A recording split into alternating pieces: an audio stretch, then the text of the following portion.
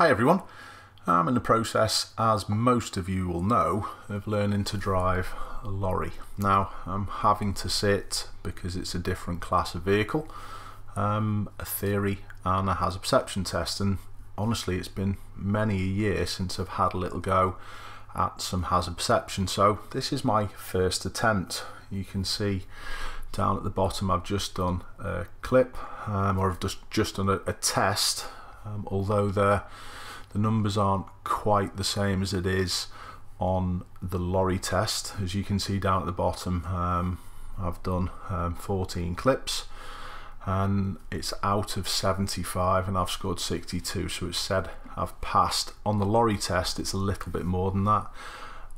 There are 19 clips. There's one with a double hazard in that you get two hazards that you get scored on, so it's marked out of 100, and the pass mark is 67 out of 100. So as you can see, I'm already quite a fair bit over, but I just want to go through a couple of things on my hazard perception test that I've just done. So let's have a look at the first clip.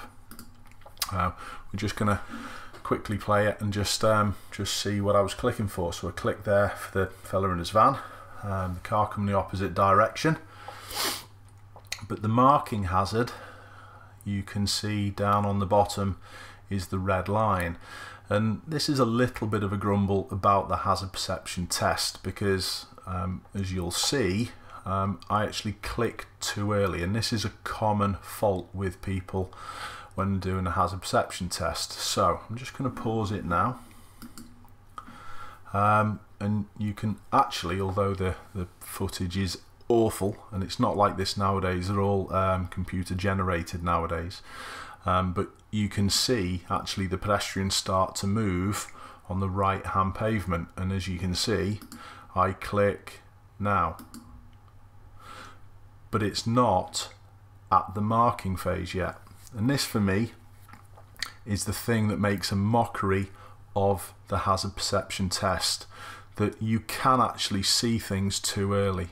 And if you think about the hazard perception, the whole idea of the hazard perception is so you're aware of certain things, but how can you be too early? So the hazard perception test is massively flawed.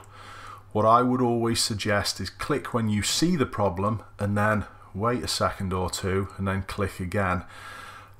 What is also good advice is to click again when the situation changes, i.e. when it goes from potential problem, which at the moment it's not a big deal, but then as soon as he runs and goes in his car, he's obviously in a rush, the person's going to go out again, so I clicked again now before the other car moved. So for me the clips are flawed. This isn't the official DVSA one. However, you can click too early on the DVSA clips as well, which, like I said, makes this situation flawed. So on the second clip I scored 5. We're not going to go through that. Let's have a little look at video 3. Let's see what happened with this. Okay. This is the first time I've reviewed this. I did review the first one before I decided to go off and make this video, and it's a little bit of an off-the-cuff video, but I think it's an important one. So let's have a little look at my spacing of the clicks. Right, let's see what's going on. When do I first see the problem? Well, we see it now with that car on the left and the pedestrian running. So I've already clicked once and I'm about to click again for this pedestrian running across the road. You can see the bus on the opposite side, the pedestrian's running, they've come closer to the curb, they're going to run out, but again I've clicked too early. Let's have a look when the marking phase starts now. So as you can see, I've clicked twice prior to this pedestrian actually running out onto the road, and then I've been marked down for it. That doesn't seem right to me. What's your thoughts on this? Let's have a little look at the rest of the clip. So it changes now, hand comes up, so I click again, they move, I click again. And that's really just to hedge bets, because I know what the hazard perception test is like. Like I said, it's massively flawed. So let's have a little look at the double clip. This one here, video 19. As you can see, you could get 10 out of this, but I scored 8. Now, I've not reviewed this. I couldn't tell you what I scored. It could be 2 4s or it could be a 5 and a 3. So let's have a little look at this. So we've got a 40 miles an hour limit coming up. It splits to a dual carriageway. No issues. Now, have a little look now. This here, it's really difficult to make out with the clarity and the resolution of the clip, but it is a street cleaning vehicle. And this street cleaning vehicle is going quite slowly. So let's have a little look. It's not an obvious problem at the moment. If I would see this street cleaning vehicle, maybe I would lane change at the moment, but there's obviously an issue with the resolution of this clip, because as you'll see, the road narrows that we couldn't properly make out. So I click for the road narrowing and then have a little look. As soon as we see the street cleaning vehicle, I click because we know we've got to go around it. So I scored 5 for that one. Fair play. Let's have a little look at the next scenario. And I'm suspecting, if I remember rightly, that it was the bus parking. Again, resolution doesn't play a helpful part.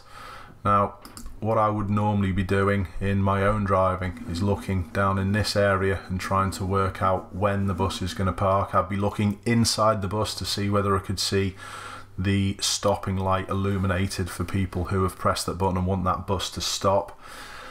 But the resolution of the clips do detract from your ability a lot of the time. It may have also been that I made a mistake and I was a little bit sleepy with it. I'll be honest, I think it probably was that as well. But is it really obvious with the resolution that the bus is braking? When you point it out, it maybe is, but probably not as much as it would be in real life. The bus could be braking because it's downhill. We've just come through a downhill section. So it's pretty obvious by this here. There is a bus stop ahead. The bus is braking. You will be forced, or will you be forced to change direction?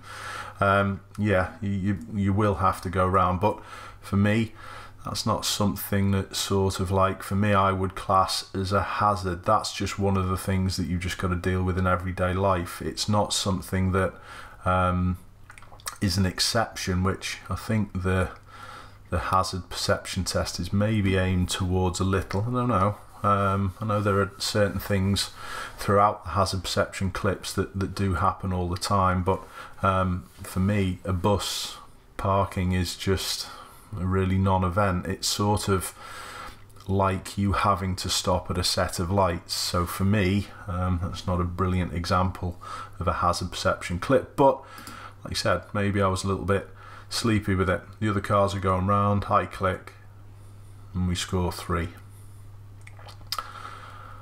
And again, if you were looking further up, you probably could have seen that it's a dual carriageway coming up, which actually reduces the problem of the bus parking. Is that why there wasn't a bus stop in the single lane section? So this clip is a little flawed, I think, but I did probably fall asleep a little bit. So make sure if you're doing this hazard perception test that you don't fall asleep. Make sure you keep lively on every single clip all the way to the end. So I hope that gives you a little insight into hazard perception. For me, it doesn't give you a true idea of what you're like as a driver. So if there's one little bit of advice that I would give for the hazard perception test is do what you can to get through it, because for me it actually creates a generation, and has created a generation, of starers. People just stare at hazards rather than knowing how to deal with them. That's my little rant over, but I'm cracking on with my theory, as you can see, for the lorry. I'm going to try and get this booked over the next couple of weeks. Thanks a lot for watching and listening. I'll see you all soon.